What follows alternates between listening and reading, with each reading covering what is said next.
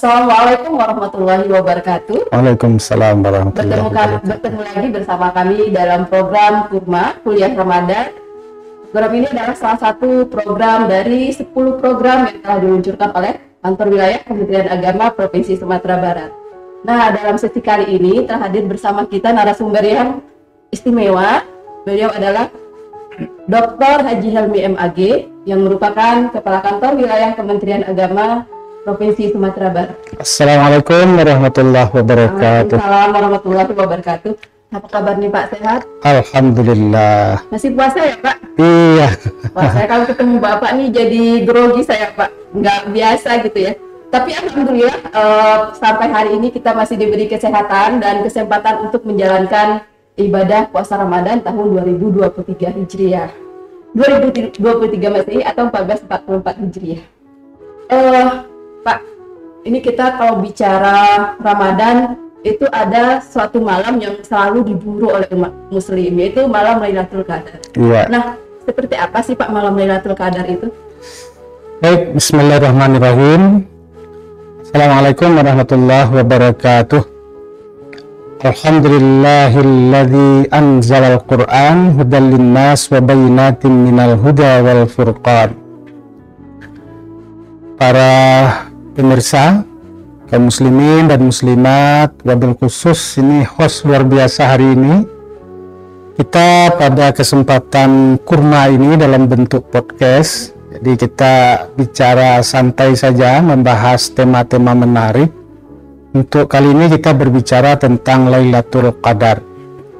Secara bahasa, al-lail itu artinya malam. Qadar itu banyak yang mengartikan itu kemuliaan atau malam yang ditentukan, malam yang istimewa. Ini tertuang di dalam Al-Quran dalam surat Al-Qadar itu sendiri. A'udzubillahi minasyaitonirrajim. Inna anzalnahu fi lailatul qadri. Wa ma adraka ma lailatul qadri. Lailatul qadri khairun min alfi syahrin. Jadi malam Qadar itu, malam yang mulia itu adalah malam yang lebih baik dari 1000 bulan. Lebih baik lagi dari 1000 bulan jika kita pas beribadah dengan turunnya Lailatul Qadar itu. Yang dipertanyakan itu adalah kapan datangnya Lailatul Qadar. Atau Lailatul Qadar itu ada setiap malam bulan Ramadan seperti itu? Iya. Nah, kita ambil dua ayat ini. Pertama dalam surat Al-Qadar tadi. Inna anzalnahu fi lailatul qadri wa ma adraka ma lailatul qadr. Lailatul qadri khairun min alfi syahrin. Sungguhnya kami telah menurunkan Al-Quran itu pada malam Qadar. Kemudian di dalam surat Al-Baqarah ayat 185, Syahrul Ramadan alladzi unzila fihi al-Quran. Satu ayat mengatakan Allah mendatangkan Al-Quran itu turun pada malam Qadar. Dengan Al-Quran juga? Ya, jadi pada ayat surah Al-Qadar itu Allah turunkan Al-Quran pada malam Qadar.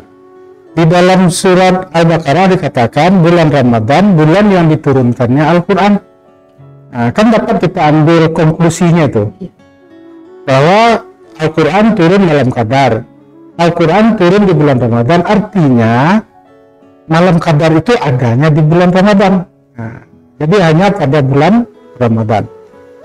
Nah, yang sering didiskusikan itu adalah kapan dengan pasti datangnya Lailatul Qadar itu. Apakah di setiap malam-malam Ramadan gitu.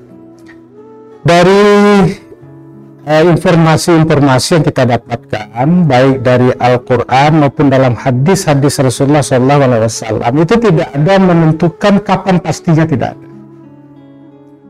Cuma memang ada isyarat. Antara lain ada hadis umpamanya taharau lailatul qadri fi syahril hawa min Ramadan umpamanya. Intai-intailah malam Qadar itu ada 10 terakhir bulan Ramadan. Ada waktunya ya Pak? Nah, itu ada isyarat seperti itu. Jadi berarti di 10 terakhir Ramadan. Ada pula pendapat ulama yang mengatakan itu 10 terakhir tapi pada malam-malam ganjilnya. Saya mengatakan begitu. Kemudian ada pendapat lain mengatakan kalau Imam Al-Ghazali itu kalau tanggal sekian, kalau puasa hari itu, Lailatul Qadarnya hari itu. Ya, itu kan cuma mungkin pendapat-pendapat atau pengalaman-pengalaman rohani. Lain lagi pengalaman rohani Buya Haji Sultan Mansur contohnya, seorang ulama besar dari Sumatera Barat. Beliau menceritakan dalam bukunya itu ketika beliau ini mencari ikan di Danau Maninjau dengan kapal kecil begitu, biduk ketek. Iya. Pada malam hari setelah beliau itu selesai salat tarawih, beliau cari ikan. Terus sontak ketika itu kapal kecil tadi, biduknya tadi itu terhenti begitu. Nah, kemudian sampai di hati beliau, oh jangan-jangan ini malam qadar katanya. Ketika itu beliau berdoa. Iya. Apa doa beliau? Ya Allah, dengan keberkahan Ramadan, berikanlah kemerdekaan untuk Indonesia ya Allah. Besoknya Indonesia memproklamirkan kemerdekaan. Oh, berarti tidak jaminan juga bahwasanya malam Lailatul Qadar itu kita menunggunya di rumah ibadah atau di masjid dengan sholat malam atau zikir di masjid gitu ya. Bisa di mana saja didapatkan. Ya, itu kan dalam konsep ibadah kan. Iya. Secara umum ibadah itu segala sesuatu dengan niat karena Allah, kemudian mencari ridha Allah, itu kan sudah dikategorikan ibadah. Jadi ibadah itu ada yang ammah, ibadah secara umum, ada yang ibadah yang khusus, yang khassah. Jadi ibu-ibu di dapur umpamanya memasak makanan untuk anak, untuk suami, untuk keluarga dengan niat karena Allah, bismillah, insya Allah ibadah. Belajar pun kita ibadah. Kita masak tuh berzikir. Ya ibadah. Bisa saja mendapatkan. Bisa saja mendapatkan Lailatul Qadar ya. Jadi kalau ibadah-ibadah khusus tadi itu, umpamanya puasa, salat, itu kan ibadah yang mahdah kan, ibadah yang khassah. Ibadah yang sudah dijelaskan rukun dan syaratnya di dalam agama. Jadi itu makna Lailatul Qadar ya. Tadi kan Bapak ada cerita ada beberapa pengalaman dari ulama-ulama kita di Sumatera Barat bagaimana mereka mungkin mendapatkan malam Lailatul Qadar. Nah, kalau untuk kita nih Pak, masyarakat dan bapak-bapak, ibu-ibu di rumah ini, bagaimana cara untuk mendapatkan malam Lailatul Qadar ini? Baik, jadi Lailatul Qadar tadi sudah kita maknakan sebagai malam kemuliaan. Iya. Dimana kalau kita beribadah datangnya malam itu, maka lebih baik dari ibadah yang dikerjakan 1000 bulan, sekitar 83 tahun. Jadi ada asbabun nuzulnya itu, ayat ini. Jadi pada suatu ketika Rasulullah SAW bersama para sahabat. Kemudian Rasul menceritakan kisah yang terjadi pada umat terdahulu. Jadi Nabi ini senang kumpul-kumpul dengan sahabat, kemudian beliau bercengkerama. Ketika itu Rasulullah menceritakan tentang bagaimana seorang mujahid, orang yang berjihad bersama Nabi Musa alaihissalam, namanya Sam'un Raji namanya. Jadi dia ikut berjihad bersama Nabi Musa. Setelah 1000 bulan dia berjihad, pakai cek orang awak, mujo ndak dapat ditolak, malang mujo ndak dapat diraih, malang ndak dapat ditolak. Sampai dia tertangkap oleh tentara musuh. Dia tertangkap itu tidak langsung dieksekusi, tidak langsung dibunuh, tapi dia diikat di suatu tiang sebuah bangunan. Ya. Kemudian dalam diikat itu dia disiksa, dicambuk sampai pingsan. Nah, ketika dia siuman sadar, dia berucap la ilaha illallah itu. Akhirnya apa yang terjadi? Gedung itu bergoyang seperti gempa besar. Akhirnya bangunan itu rubuh, dia tertimpa oleh bangunan itu, syahid. Jangankan kita, sahabat-sahabat yang mendengar penuturan Nabi ketika itu kagum. Nah, turun ayat ini. Artinya apa? Wahai umat Muhammad, kamu tidak perlu berkecil hati. Kamu ada malam qadar. Andai kata kamu pas beribadah dengan datangnya malam qadar itu, maka lebih hebat pahalanya daripada Sam'un Raji yang 1000 tahun 1000 bulan itu dia berjihad. Ini hebatnya. Nah, kalau kita bicara kira-kira kapan dengan pasti, itu memang tidak ada yang mengatakan dengan pasti. Tetapi kalau 10 terakhir itu ada isyarat. Dan menurut kami ada benarnya itu. Pendapat seperti itu 10 terakhir. Kenapa? Imam Al-Ghazali kan membagi malam Ramadan ini kepada 3 kelompok besar. 10 pertama, 10 kedua, 10 ketiga. 10 pertama itu malam-malam rahmat. Karena itu kita disuruh berdoakan Allahumma arhamni. 10 kedua malam-malam ampunan. Allahumma gfirli, kan seperti itu. Nah, apa artinya? Setelah kita mendapatkan rahmat, kita mendapatkan ampunan, tentu kita jiwanya sudah bersih begitu. Pas untuk menerima datangnya malam qadar. Nah, jadi karena itu kalau ditanyakan apa usaha kita untuk mendapatkan malam qadar, nah sesuai dengan yang diajarkan Rasulullah. Beliau 10 terakhir itu itikaf dia. Kalau fenomena di masyarakat nih Pak, kan kalau Ramadan itu kan 30 hari, 10 hari pertama itu masjid penuh Pak, 20 kedua itu mulai berkurang, malah 10 malam terakhir itu masyarakat berkurang. Nah, kira-kira kemungkinan untuk mendapatkan malam Lailatul Qadar itu bagaimana itu? Ya, kalau kita mengartikan, bisa jadi ini malam qadar ini salah satu motivasi lah. Salah satu motivasi bagaimana kita supaya 10 terakhir itu justru semakin ramai, semakin konsentrasi ibadah. Cuma ya kadang-kadang orang terbalik kan seperti itu. Nah, padahal kita sudah dikasih ini, ada malam qadar ini, ada 10 terakhir. Mestinya ya kita 10 terakhir itu semakin bersemangat begitu. Ya, dan kalau ada yang menanya apa tanda-tandanya kita mendapat malam qadar gitu.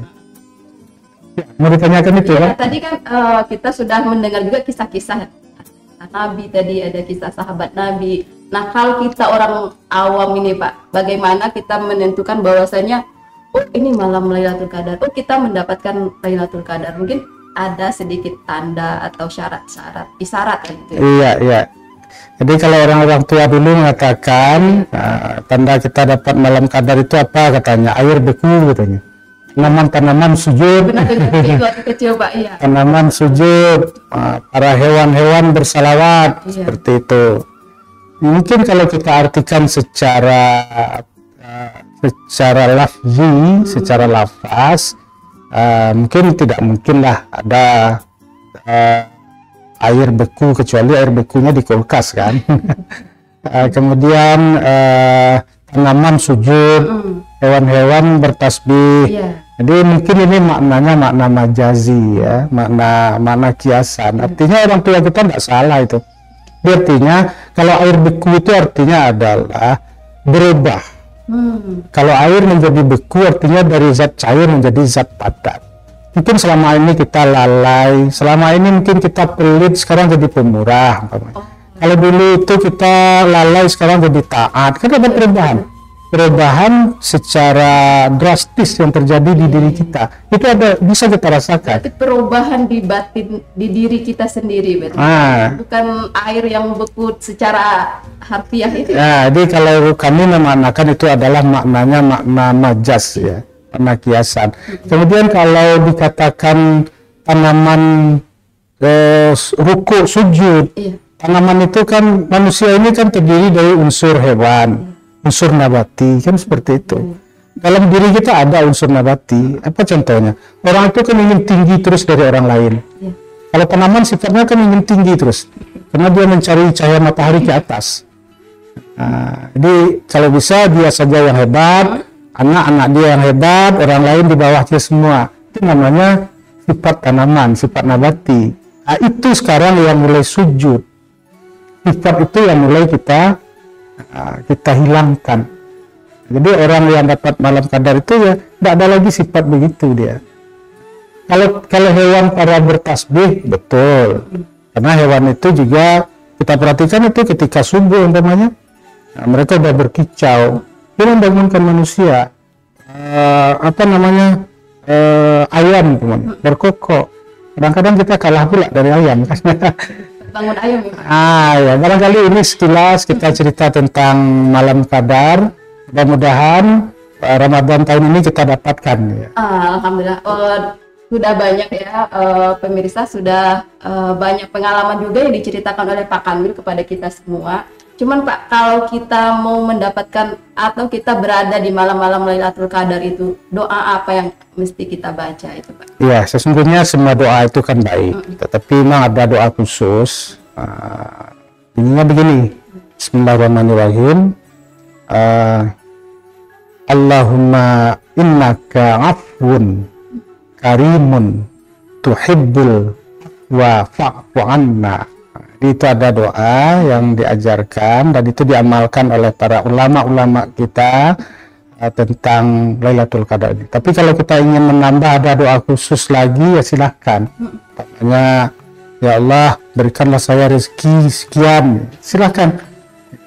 Tapi kalau kami menyarankan ya kita berikan berdoa pada Allah, itu yang terbaik diberikan Allah kepada kita. Jangan-jangan kita minta uang banyak, tahu-tahu itu tidak membawa keberkahan, justru membawa kita kepada kesulitan ya. Seperti kisahnya si Sa'labah itu kan, sudah diingatkan ya Rasulullah, tidak akan mungkin engkau ini, dia minta juga, akhirnya dikasih kambing kan, kambingnya banyak-banyak, akhirnya dia lalai lagi untuk salat. Jadi mintalah kepada Allah yang terbaik seperti itu. Jadi segala sesuatu itu tidak boleh berlebihan ya Pak? Iya. Ya. Oh, ada amalan khusus nggak Pak di malam Lailatul Qadar itu, mau kita sholat malam atau ada sholat khusus? Memang ada beberapa tempat mereka juga menyelenggarakan salat-salat tertentu seperti Ithna Asyara katanya, ada salat 12 rakaat. Yang penting tadi sudah kita katakan ibadah itu ada ibadah mahdah. Jadi silakan mau zikir mau apa, pokoknya di akhir-akhir Ramadan ini kita perbanyak ibadah. Nah, jangan sampai sibuk saja nanti ngurus. Jangan sibuk cari baju lebaran ya. Baju baru. Semuanya lebih ramai daripada masjid. Iya.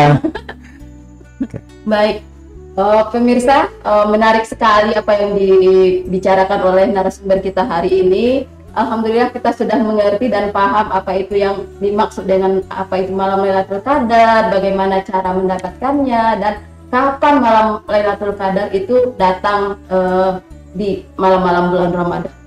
Mungkin kita sudah ada di penghujung acara. Mungkin kita minta closing statement dulu nih Pak, sebagai penutup dari Pak Kanwil. Mungkin ada himbauan untuk masyarakat Sumatera Barat yang dalam menyambut malam Lailatul Qadar. Baik, di akhir sesi ini tentu kita berharap semoga semua ibadah yang kita kerjakan diterima oleh Allah Subhanahu wa Ta'ala. Dan inti ibadah itu adalah bagaimana kita dekat sedekat-dekatnya dengan Allah. Kalau kita dekat dengan Allah, Rahman ampir dala tatula nan biso tawa nan tajam tubuh. Pepatah Minang ya Pak. Mungkin cukup sampai di sini dulu. Kita ucapkan terima kasih banyak kepada Bapak Dr. Haji Helmi MAG yang telah bersedia mampir di channel YouTube kita dalam program Kuliah Ramadan atau yang disingkat dengan Kurma.